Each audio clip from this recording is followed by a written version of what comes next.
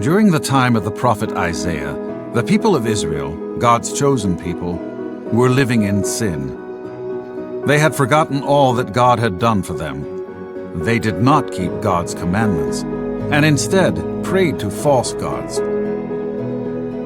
God chose a messenger to go tell the people to stop sinning and turn back to God. He chose a man by the name of Isaiah to deliver this message. Isaiah loved God and was sad for the people of Israel. So God showed Isaiah a dream where God told him exactly what to say. In this dream, Isaiah saw God sitting on his exalted throne with angels all around him. In the dream, God spoke, and his voice was so loud it shook the building and filled it with smoke. Then an angel came to Isaiah and touched his lip with a glowing coal. This meant that Isaiah's sins were forgiven. Then, in the dream, God asked, "Whom shall I send?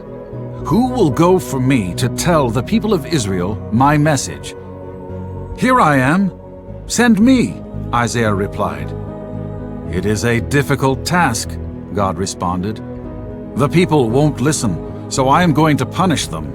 But I am also going to give you a message of hope. I will not punish them forever." The next day, Isaiah began to tell the people what God said. Day in and day out, he told the people the sad news. "You have sinned. God will punish you. Stop sinning and obey God." But no, the people didn't return to God. Instead, they laughed and made fun of Isaiah. And then it all happened.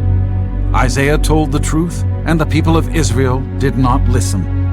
God took his protection away from them, and the Babylonians conquered Israel. They carried away thousands of Israelites and made them into slaves. The Israelites were dragged away from their own country on ropes and chains. It was too late. God's punishment had started. The people were discouraged and depressed. But Isaiah did not forget that God also gave him a message of hope. This time, the people listened to Isaiah. "Hear the good news," he told them. "A king is coming, not a sinful one like you're used to. This king will be called Wonderful Counselor, Mighty God, Everlasting Father, Prince of Peace.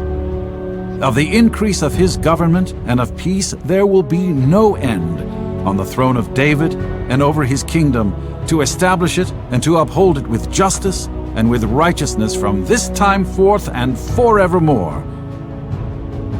This was exactly what the people had longed for. Deliverance was coming.